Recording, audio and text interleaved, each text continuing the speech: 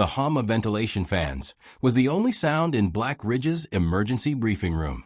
Even that seemed loud against the weight of frustration pressing over the assembled officers and engineers. The long table gleamed under harsh fluorescent lighting, and every face around it was angled down, eyes fixed on reports or hands clasped too tightly in their laps. At the head sat Brigadier General Thaddeus Rohr, a man whose presence could silence a parade ground. His jaw was clenched hard enough to whiten the edges of his trimmed beard, and a fresh failure report lay in front of him like an accusation. He lifted one broad hand and slammed it against the tabletop, making the stack of papers jump. $2.8 billion, he said, his voice low, but carrying the weight of a verdict. That's the taxpayers' contribution to this marvel of military engineering. And this, he jabbed a finger into the report, is all we have to show for it. No one replied. No one dared. The XR quantum drive had been dead for 6 weeks. A machine meant to rewrite the rules of propulsion, turning the world's most advanced warships into ghosts of unstoppable speed, now sat in its chamber like a monument to failure. 6 revival attempts. 6 humiliating collapses. Rohr's gaze swept the room. The Pentagon's review is in 3 days. I don't want theories. I don't want excuses. I want a solution. From halfway down the table, Dr. Harrison cleared his throat. His white coat was wrinkled, his glasses slipping down the bridge of his nose.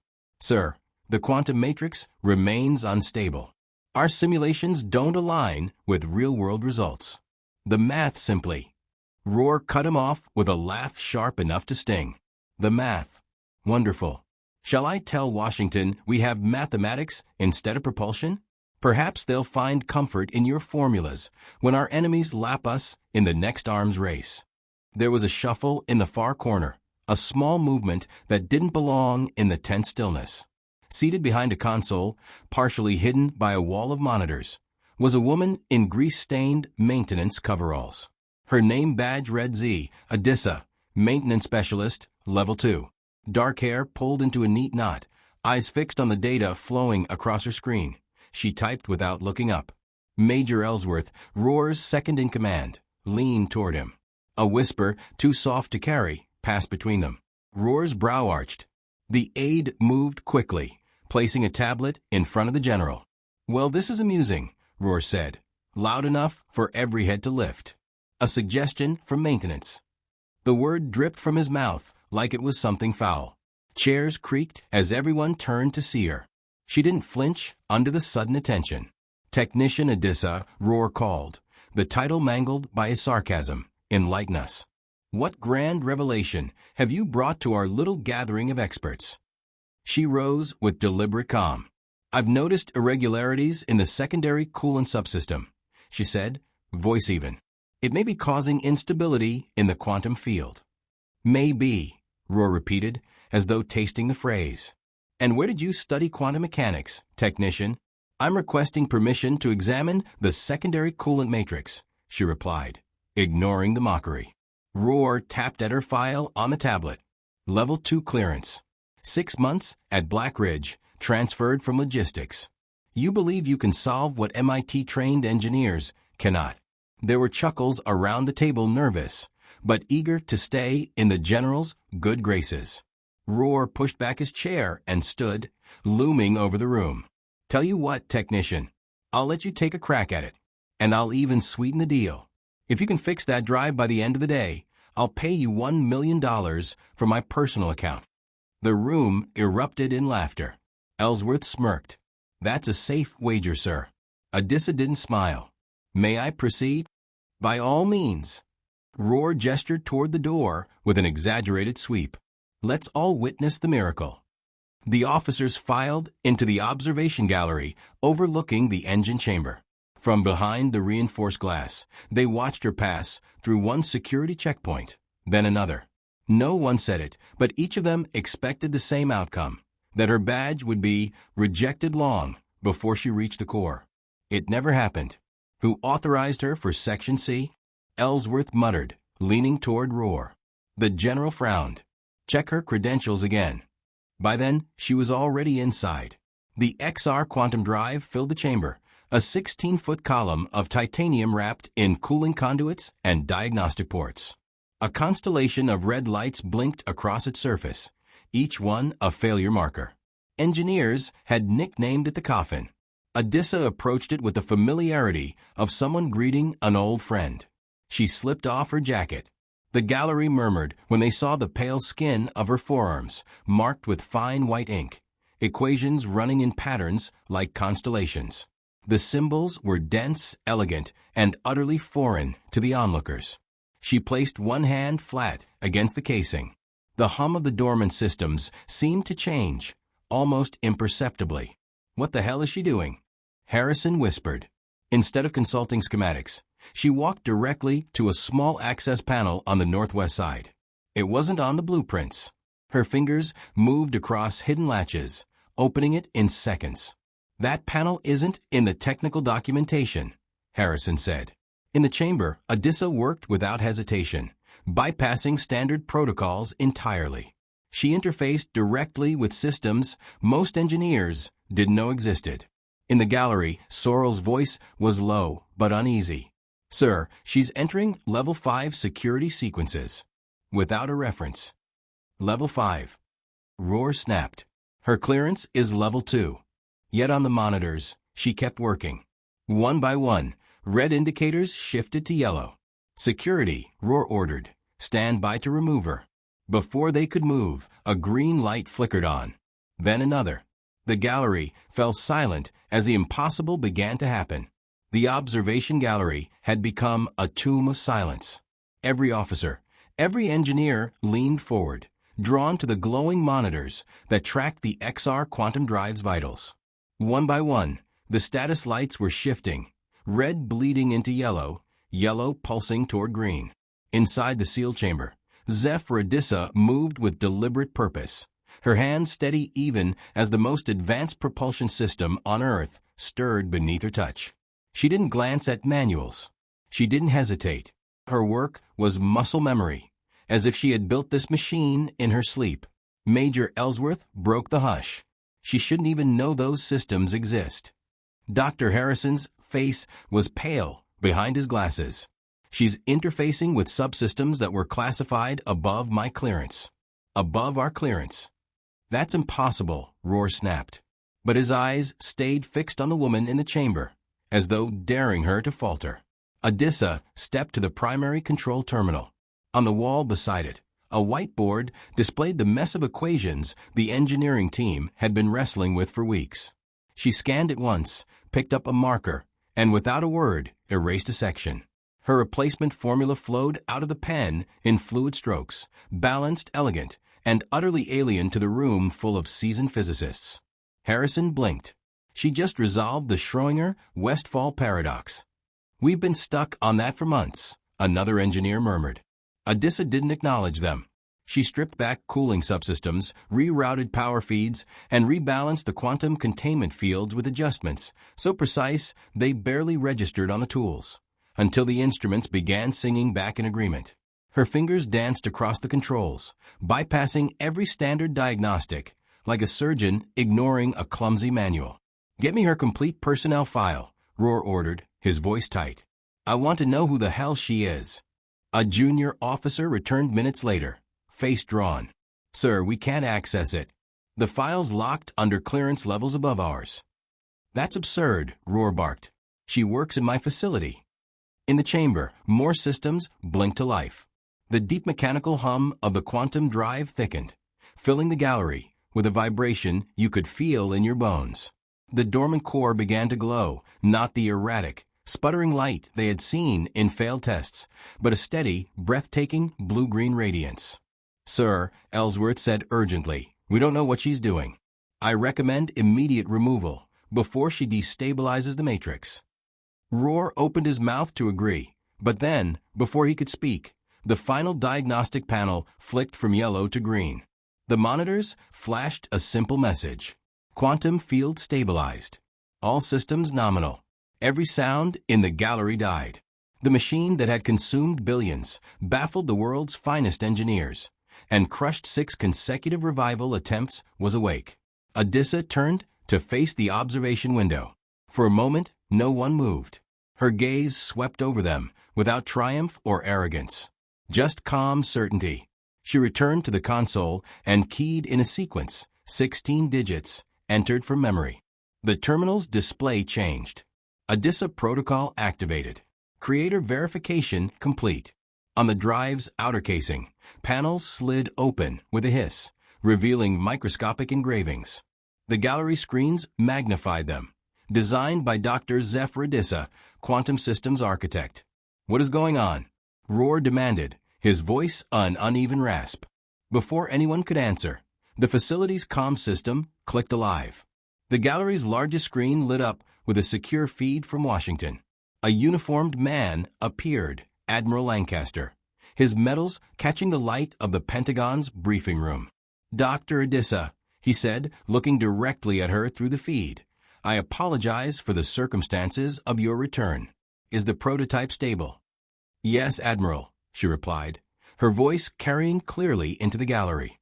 "The quantum field is harmonized. Output is exceeding design specifications by 17%. Roar's head turned slowly toward her. The realization hit the others in the room almost at once, rippling through their faces, astonishment, disbelief, the uneasy sting of recognition. "For those of you who haven't been briefed," Lancaster continued, his gaze sweeping over the stunned officers, "you are in the presence of the original architect of the XR quantum drive. Dr. Zephyr ADISA is the youngest recipient of the classified Oppenheimer Medal for quantum innovation. She is the designer of the very technology you have been attempting to repair." Murmurs rose in the gallery. Security officers, who had been moments from dragging her out, now stood frozen, caught between their orders and the truth. "But she disappeared from the program," Ellsworth said, his voice small. "She was removed," Lancaster corrected sharply, "after her innovations were credited to others, and her warnings about the coolant systems ignored." Every head turned toward Roar. His face had gone ashen. Dr. ADISA agreed to return anonymously under one condition. Lancaster went on, that her identity remained classified until the drive was operational again. Only I and the Joint Chiefs knew she was here. On the monitors, the quantum drive's vitals scrolled in perfect stability. The impossible had become fact. In the chamber, ADISA stood with the quiet poise of someone who had been here before, someone who had been forced to walk away from her own creation, and now stood recognized at last. The war room had a new architect, and the man who had mocked her would have to reckon with what that meant. 3 hours after the XR quantum drive roared back to life, the same conference room that had hosted General Roarsjeers was transformed. The mood was unrecognizable. No trace of the smirks, the low laughter, the thinly veiled contempt from earlier that morning. Officers lined the walls in full dress uniform. The air carried a formality that felt less like ceremony and more like a trial. Admiral Lancaster entered first, flanked by 2 members of the Joint Chiefs. Their boots rang against the polished floor. Behind them came aides bearing sealed folders, a portable projector, and a stack of official orders. At the far end of the table, General Roar sat stiffly, his rank insignia removed from his collar. His face was unreadable, but the set of his jaw spoke of a man fighting to maintain his dignity. Zephyr ADISA sat at the head of the table. Gone were the coveralls. She wore a crisp Science Division uniform, the insignia of Director of Quantum Systems gleaming on her shoulder. The same chair Roar had occupied earlier that day now belonged to her. Lancaster placed a folder before her and spoke for the record. "This meeting acknowledges the reinstatement of Dr. Zephyr ADISA as Director of Quantum Systems at the Black Ridge Experimental Propulsion Facility, effective immediately." He slid the folder across. "Inside you'll find documentation of all patents previously attributed to others, restored to your name, along with the financial compensation owed for the period of misattribution." Zephyr opened the folder just long enough to see the official seals and legal language. Millions in back pay. Proper credit for work stolen from her. She closed it without comment. Lancaster turned toward Roar. "General, you will now formally acknowledge Dr. ADISA's position and the events of this morning." Roar rose, his movements deliberate. His voice, when it came, was stripped of its earlier bravado. I acknowledge Dr. Adissa as the rightful director of the quantum propulsion program. I apologize for my behavior and my underestimation of her abilities. The words sounded like gravel being forced through his teeth. Before Lancaster could continue, Captain Sorrell stepped forward from the line of officers, a small drive in his hand. With respect, Admiral, several of us have compiled evidence of systemic discrimination against multiple scientists under General Rohr's command. Dr. Adissa's case is not an isolated one. Ellsworth shifted uncomfortably, but said nothing. Around the room, other junior officers gave small nods of agreement, a silent solidarity. Lancaster raised an eyebrow. This will be reviewed thoroughly. Thank you, Captain. Zephyr finally spoke, her voice steady but cutting through the air like a scalpel. The XR quantum drive was never meant to be just a weapon. She stood, activating the holographic display at the center of the table. The room filled with three-dimensional projections, clean energy grids, medical devices, atmospheric remediation systems. This technology can provide disaster relief power in minutes, she said, highlighting a compact generator design. It can advance medical imaging beyond current limits. She gestured to a holographic scan of cellular structures at unprecedented clarity. And it can offer sustainable energy solutions where none exist. Some officers looked uneasy, military minds conditioned to think in terms of defense and offense, not healing and rebuilding. My original team was disbanded because these broader applications were seen as irrelevant, she continued. But physics doesn't care about our politics. Quantum principles simply offer possibilities. It's our responsibility to choose the right ones. Lancaster studied her for a long moment before speaking. The Joint Chiefs authorize you to rebuild your team as you see fit, with dual military and civilian research tracks. He turned to Rohr. Surrender your facility master key. Rohr's hand moved slowly to his pocket. He produced the small metallic card, extending it toward Zephyr. She took it without ceremony, then reached into her own pocket and set something on the table between them. A check. $1 million. I don't want your money, General, she said quietly. I want your word that what happened to me will never happen to anyone under your command again. The silence was so complete, the hum of the ceiling lights seemed loud. Rohr stared at the check, then at her. You have my word. When the formalities ended, Dr. Harrison approached her. The same man who had dismissed her coolant theory hours ago now looked almost hesitant. Dr. Adissa, I want to apologize. I should have questioned the story I was told about your departure. Zephyr shook his hand. Apology accepted. But I didn't come back for recognition. He frowned. Then why return at all? She glanced toward the engine chamber beyond the glass, where the XR quantum drive still glowed in its cradle. Because the work matters more than who gets credit for it. The following morning, she arrived at her old office, now returned to her, finding Captain Sorrell waiting with a thick folder. These are the files of scientists sidelined under Rohr's leadership, he explained. Brilliant minds buried in logistics or dismissed entirely. Zephyr placed the folder on her desk, weighing it with her palm. Then we'll start bringing them back. Who first? Sorrell asked. Dr. Nyota Amani. Zephyr replied without hesitation. Her equations on quantum coherence were stolen and passed off as someone else's. Like what happened to you, Sorrell said. Unlike me, Zephyr corrected. She had no classified proof to fight back. That changes today. The rebuilding had begun. Weeks passed, and the transformation of Black Ridge was visible in every corridor. What had once been a fortress of rigid hierarchy and guarded ideas was slowly becoming something far less familiar to its military occupants, and far more alive. The changes began quietly. Doors once locked to non-essential personnel were opened. Engineers from separate departments were ordered, in fact, to share findings instead of hoarding them for the sake of career advancement. The suffocating chain of command that had stifled innovation was still there on paper, but in practice it was loosening, replaced by a collaborative energy that even the most skeptical officers had to admit was producing results. Zephyr Adissa's reinstated office became the nerve center of this change.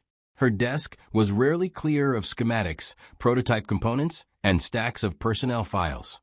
The thick folder Sorrel had handed her on her first morning back was now half empty, each name inside it representing another scientist or engineer she had brought back from obscurity.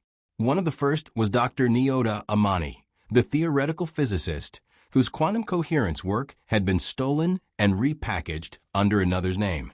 Within days of her reinstatement, she was leading a small team in one of the facility's new research wings. It was Amani's insights that unlocked a breakthrough in stabilizing the quantum drive's output for sustained use in non-propulsion systems. Others followed. Technicians who had been reassigned to warehouse duty returned to their laboratories. Promising graduates dismissed for lack of discipline found themselves contributing to classified simulations. And civilian contractors with unconventional approaches were invited into think tanks alongside military strategists. The projects began to multiply. One wing of the facility focused on refining the XR quantum drive for its original purpose, propulsion superiority, but the other, under Zephyr's direct leadership, explored civilian applications. By the end of the first month, the team had a functioning prototype of a portable quantum field generator capable of powering an entire field hospital in under 60 seconds. Another team developed a medical scanner that could detect tissue anomalies months before conventional imaging methods. It wasn't just the technology that was changing, it was the culture. Conversations in the cafeteria were no longer careful exchanges between cliques, but spontaneous debates across disciplines. Engineers in uniform worked shoulder to shoulder with civilian researchers in lab coats, their badges now marked with both the Black Ridge crest and a new insignia, the Odessa Institute for Quantum Innovation. Late one evening, Zephyr was alone in the main laboratory, running simulations on the medical adaptations of the quantum field. Holographic scans rotated above her workstation. Detailed images of microscopic cellular changes, rendered with clarity unheard of in any hospital on Earth. "You've been busy," Admiral Lancaster said, stepping into the lab. She didn't look up from her work. The stabilized field allows imaging at resolutions we only dreamed of before. This could change early disease detection forever. The Admiral studied the glowing models. "You know," he said slowly, "you could have destroyed Roar with what you know. One word to the right committee, and his career would have been over." Zephyr shut down the projection.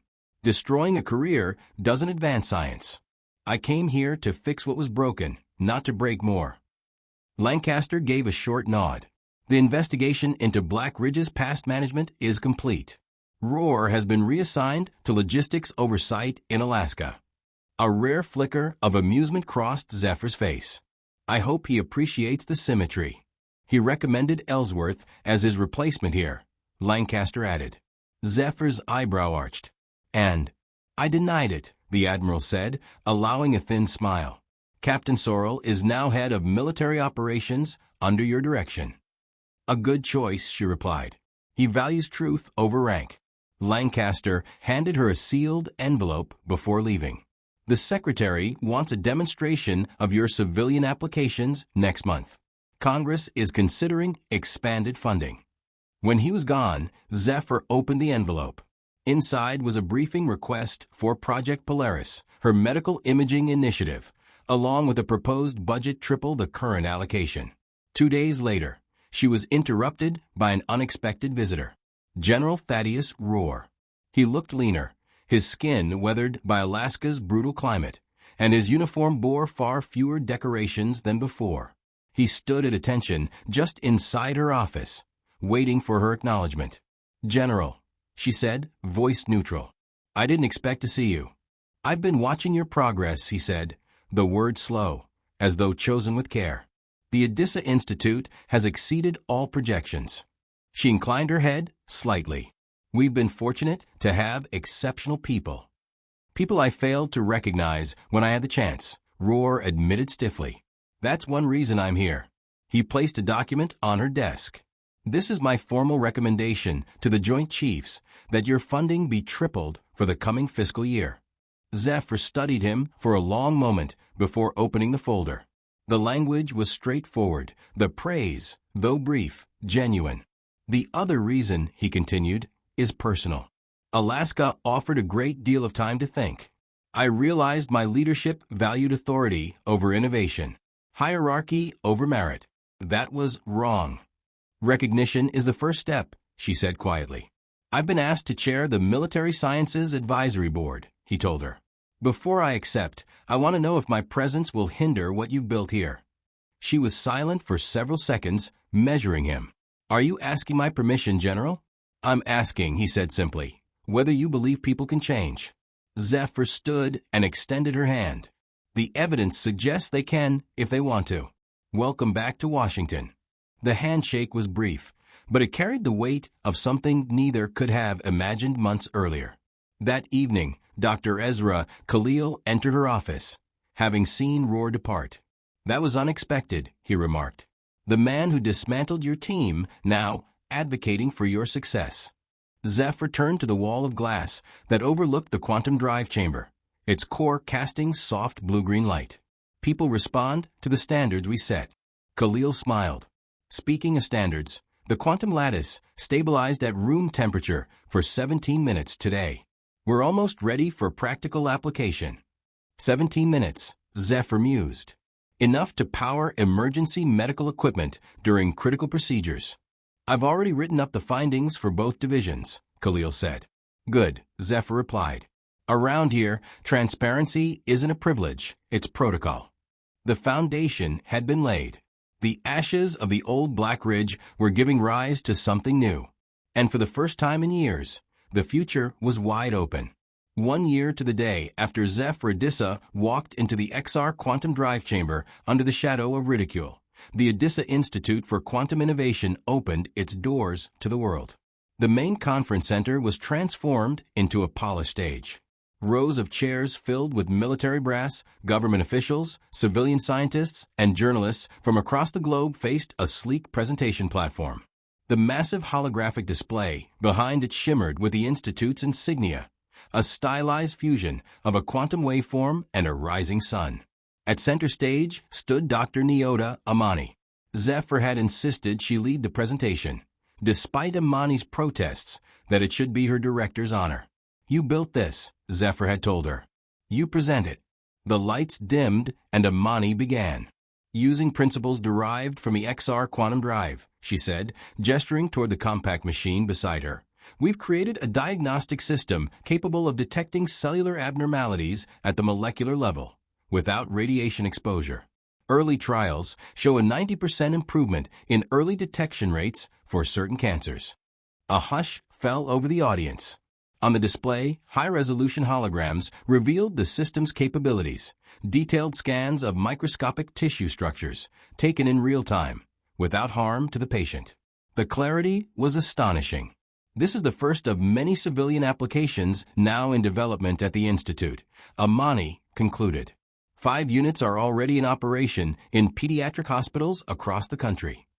The applause was thunderous. Even the stiff-faced military officers couldn't hide their appreciation for a machine that could save lives as readily as it could serve defense needs. After the presentation, Admiral Lancaster approached Zephyr in the wings.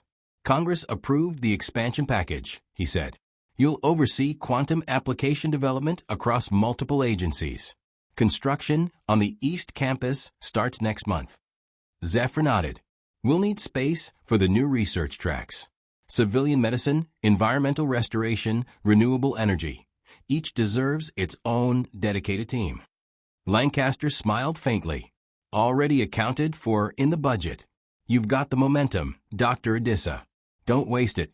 A young journalist intercepted her on the way out. Dr. Adissa, is it true that your return to Black Ridge started with a $1 million bet from General Rohr? She gave a small, knowing smile. The details aren't important. But it's such a compelling story, the journalist pressed. The overlooked genius, underestimated, coming back to claim her rightful place. Zephyr shook her head. Recognition doesn't advance science. Collaboration does. If you want a compelling story, tell them what this technology can do for people who need it most. That evening, after the guests departed, Zephyr walked the quiet halls alone. She paused at the observation deck overlooking the XR quantum drive. The monolith still pulsed with its steady blue-green light. Its once failed systems, now the beating heart of an institution that had outgrown its original purpose. Around it, both military engineers and civilian scientists worked side by side, their conversations unguarded, their focus unified. Captain Sorrell joined her at the railing. "Thinking about how far we've come?" "Thinking about how far we still have to go," she replied. "The principles we've harnessed here could change energy production, environmental remediation, even communication systems. One innovation at a time," Sorrell said with a half-smile. "Although knowing your teams, it won't take long." Zephyr glanced toward the space that had once been the observation gallery, the same room where Rohr and his officers had mocked her. "That room's being converted next week." "Into what?" "A lecture hall," she said, "for the scholarship students arriving this fall. They'll learn quantum mechanics in the same place where I proved this drive could work." Sorrell considered that, then said quietly, "You've built something rare here. Not just technology, a new way of doing science." "We built it together," she corrected. "No single mind, no matter how brilliant, can change the world alone." That was Rohr's mistake, thinking hierarchy could achieve more than collaboration. Months later, the first class of scholarship students, drawn from underserved communities across the globe, arrived at the Institute. Zephyr personally welcomed them, her voice steady as she told them what she believed to be the truth at the core of all innovation. "Your ideas matter, no matter who you are or where you come from. Here, credit goes to the one who earns it. And the work always matters more than the name on the patent." In the newly renovated lecture hall, sunlight streamed across desks, where young minds leaned over simulations of quantum fields, their screens glowing with the same color as the drive that had started it all. Late that night, Zephyr returned to the engine chamber. Alone, she rested her hand on the cool titanium of the XR quantum drive. A year ago, it had been a coffin. Now it was a doorway. The $1 million check still sat in her desk drawer, uncashed. It was never about the money. The real prize had already been claimed by every scientist, engineer, and student working within these walls. Knowledge shared freely, talent recognized without prejudice, and the certainty that the next breakthrough, no matter whose hands delivered it, would be born from the work that truly mattered.